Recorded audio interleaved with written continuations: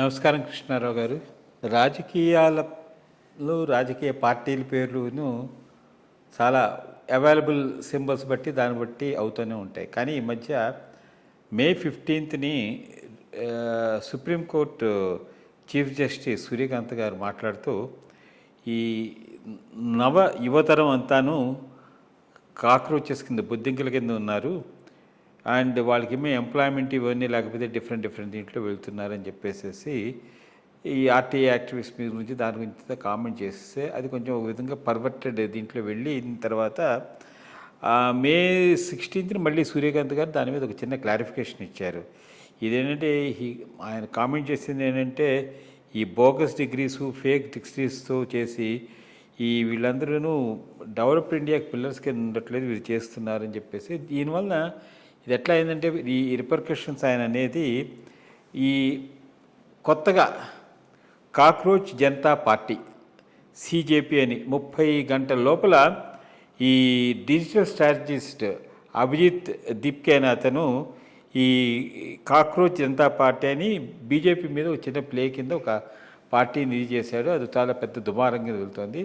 అసలు దీని పూర్వపురాలు ఏమిటి, ఇది ఓన్లీ ఫన్ గురించి వెళ్తుందా ఏమిటనే విషయం మీద చిన్న వివరణ. మొట్టమొదటి చీఫ్ జస్టిస్ గారు ఆ కామెంట్ చేయకుండా ఉంటే బాగుండేది. కరెక్టే. ఒక గోలు ఏమూ లేకుండా జెన్జెడ్ ముందుకు పోతూ ఉంది అనే భావన చాలామందిలో ఉంది. ఆ రకమైన గోలు ఒక ఏము క్రియేట్ చేయాల్సిన అవసరం ఉంది. దానికి చాలామంది వర్క్ చేయాలి, సొసైటీ వర్క్ చేయాలి, గవర్నమెంట్ వర్క్ చేయాలి, ప్రొడక్టివ్ ఎంప్లాయ్మెంట్ ఆపర్చునిటీస్ కూడా పెరగాలి, అది వేరే విషయం. బట్ దానిని తీసుకొని అంత తీవ్రమైనటువంటి వ్యాఖ్యలు చేయాల్సిన అవసరం ఉందా? అటువంటి పరిస్థితులు ఉన్నాయా? బికాస్ ఎంప్లాయ్మెంట్ ఆపర్చునిటీస్ అవి లేనప్పుడు కొంత ఫ్రస్ట్రేషన్ అనేది ఉంటుంది. అది ఎటుపోతుందో ఎవరికి తెలియదు. యాక్చువల్లీ ఎకనామిక్ డెవలప్మెంట్ సరిగ్గా జరుగుతూ పోతూ ఉంటే ఇవన్నీ కూడా ఎక్కడెక్కడ సర్దుకొని ఉంటాయి. బట్ ఆయన అన్న మాటలు కొంత ఇదైనా కానీ ఇది దానిని అడ్వాంటేజ్ తీసుకొని, ఎందుకంటే ఇప్పటికే ఈ గవర్నమెంట్ మీద అపోజిషన్ ఉంది. అపోజిషన్ 2 రకాలు ఉన్నది. ఒకటి కాంగ్రెస్ అపోజిషన్, పొలిటికల్, అది సస్టైన్ కావటం లేదు, ముందుకు పోవటం లేదు. కానీ ఐడియాలజికల్గా ఈ ప్రభుత్వాన్ని వ్యతిరేకిస్తున్న శక్తులు చాలా బలమైనవి ఇండియాలో ఉన్నాయి. Left liberal network, Islamic network, Christian missionary network, ఇవన్నీ అట్లా పట్టుకొని ఉన్నాయన్నమాట. ఎప్పుడు వీళ్ళ మీద దాడి చేద్దామా అనేటటువంటి ఒక దీంతో ఉన్నాయి. వాళ్ళు భాష వాళ్ళు ఇష్టం వచ్చినట్టు వాడుతూ ఉన్నారు. ప్రైమ్ మినిస్టర్ గారిని ఎంత ఇన్సల్ట్ చేయాలో అంత ఇన్సల్ట్ చేస్తూ ఉన్నారు. ఈ లెఫ్ట్ లిబరల్ ఇంటలెక్చువల్స్ అంతా చెప్పుకునే వాళ్ళంతా ఎస్ వరదరాజను, ఎన్ రామ్ వాళ్ళు ట్వీట్స్ అవి పెట్టేటప్పుడు పర్సనల్ అటాకే, ఇంక్లూడింగ్ దట్ సాగరిక ఘోష్, రాజ్దీప్ సర్దేశాయ్, మొత్తం నెట్వర్క్ అంతా వీళ్ళంతా ఫ్రస్ట్రేట్ అయి ఉన్నారు. 2 రకాల ఫ్రస్ట్రేట్ అయి ఉన్నారు. ఒకటి ఐడియాలజికల్ ఫ్రస్ట్రేషను, రెండోది ప్యాట్రనేజ్ ఫ్రస్ట్రేషన్. వీళ్ళకి అంతకుముందు చాలా ప్యాట్రనేజ్ ఉండేది, ఆ ప్యాట్రనేజ్ అంతా పోయింది. సో ఇదంతా ఒక మీడియా సంబంధంగా ఒక ఫ్రస్ట్రేటెడ్ ఎలిమెంట్స్ ఉన్నాయనేటటువంటిది వాస్తవం. మీడియా, లెఫ్ట్ లిబరల్ ఇంటలెక్చువల్సు, ముస్లిం ఎక్స్ట్రీమిస్టు, క్రిస్టియన్ మిషనరీ ఆ నెట్వర్క్, ఇవన్నీ కలిసి ఒక ఏదైనా చేసి ప్రభుత్వాన్ని బద్నాం చేయాలి, టాపుల్ చేయాలి అనేటటువంటి ఈ ఈ ఈ ప్రయత్నం అయితే చాలా రోజుల నుంచి జరుగుతున్నాయి. దీనికి కొంత తప్పకుండా ఫారిన్ సోర్సెస్ నుంచి ఫండింగు, బ్యాకింగు 2 ఉన్నాయి. డబుల్ గేమ్ ప్లే చేసి అమెరికా హ్యాండ్ కూడా ఉండుండొచ్చు. సోరోస్ మాత్రం బాగా వీళ్ళను ఈ నెట్వర్క్నంతా ఫైనాన్స్ చేసి బాగా ఇచ్చేస్తున్నారు. ఇన్ఫ్యాక్ట్ ఈ ప్రభుత్వాన్ని, బీజేపీ ప్రభుత్వాన్ని గట్టిగా బద్నాం చేయడానికి 2-3 ఎజిటేషన్స్ కూడా ఈ మొత్తం నెట్వర్క్ అంతా కలిసి చేసి విపరీతమైనటువంటి ప్రచారాన్ని ఇచ్చింది. ఒకటి షహన్బాగ్ ఎజిటేషన్, ఎస్పెషల్గా సిఏఏ మీద, దాని మీద. రెండోది ఫార్మర్స్ ఎజిటేషన్. 2 సక్సెస్ కాలేదు. వాళ్ళు అనుకున్నారు ఫార్మర్స్ ఎజిటేషన్లో ఏదైనా ఫైరింగ్ గీరింగ్ జరిగి ఇదైపోతే దానిని బేస్గా చేసుకొని పెద్ద ఎత్తున నేషనల్ లెవెల్లో ర్యాలీస్ తీసి ఇది తీసుకొచ్చి చేద్దామనేటటువంటి ఉద్దేశంతో స్టార్ట్ చేశారు. కానీ ప్రభుత్వం ఇది గమనించి చాలా రిస్ట్రైంట్ చూపెట్టి దాన్ని ఫిజిల్ అవుట్ చేసేసింది. అప్పటి నుంచి ఏ రకంగా చేద్దామని ఈ లోపల ఏమైంది, ఈ గేమ్ ప్లాను, ఈ ప్రాసెస్ వాళ్ళకు బాగా బంగ్లాదేశ్లో వర్కౌట్ అయింది, నేపాల్లో వర్కౌట్ అయింది. బంగ్లాదేశ్లో ఇట్లాగే పెద్ద ఎత్తున ఫైనాన్స్డ్ రెవల్యూషన్ ఒకటి తీసుకొచ్చి జెడ్ స్టూడెంట్స్ చేత ఇష్టం వచ్చినంత వైలెన్స్ చేయించి చివరకు రిజిమ్ చేంజ్ అయ్యేదాకా కూడా పోయింది. నేపాల్లో కూడా అదే. అది ఇండియాలో కావటం లేదనేటటువంటిది వీళ్ళ పెద్ద ఆశాభంగం వాళ్ళకు.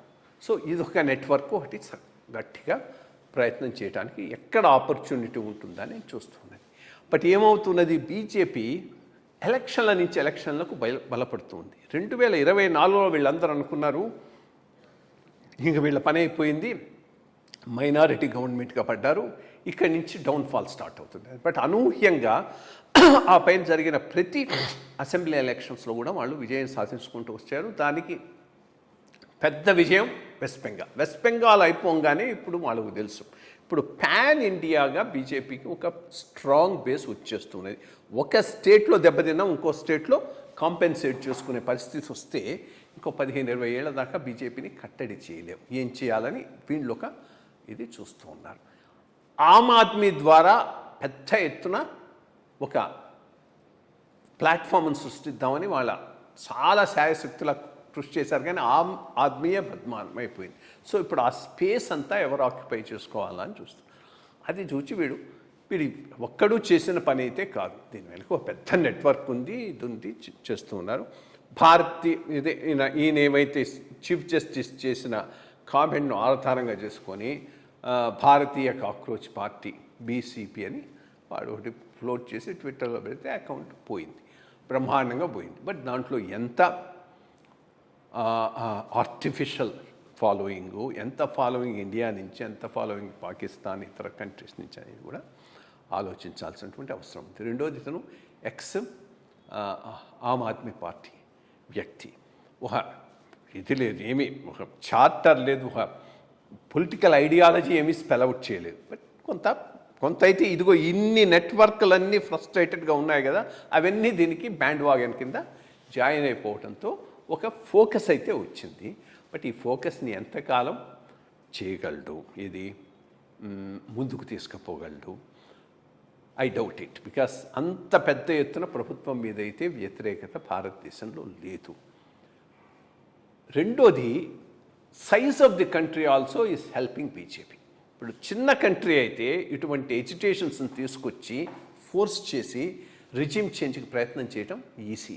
బట్ ఇంత పెద్ద కంట్రీలో అంత లెవెల్లో ఒక యూనిఫైడ్ ఇది తీసుకురావటం అంటే చాలా చాలా కష్టమైనటువంటిది. బట్ ప్రభుత్వం కూడా చాలా కేర్ఫుల్గా అయితే ఉండాలి.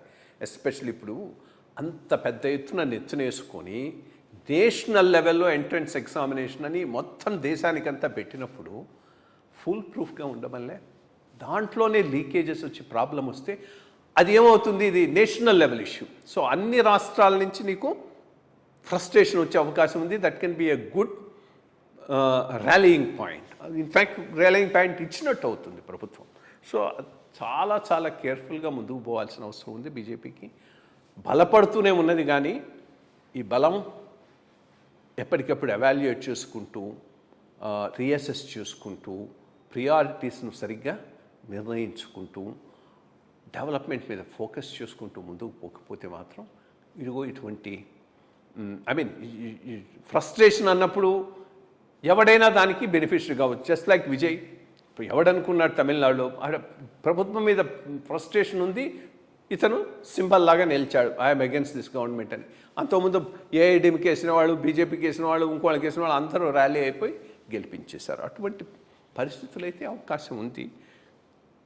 దానికి ఒకటే ఆన్సరు, గుడ్ గవర్నెన్స్, కేర్ఫుల్నెస్. దీంట్లో ఏవైనా ఈ ఫారిన్ ఎలిమెంట్స్ ఇన్వాల్వ్ అయి ఉంటే వాళ్ళని ఎక్స్పోజ్ చేయటం, ఇది చేసుకుంటూ పోతే కానీ ప్రభుత్వానికి ఇటువంటి వాటిని కాషస్గా ముందుకు పోవాల్సిన అవసరం అయితే అంతే.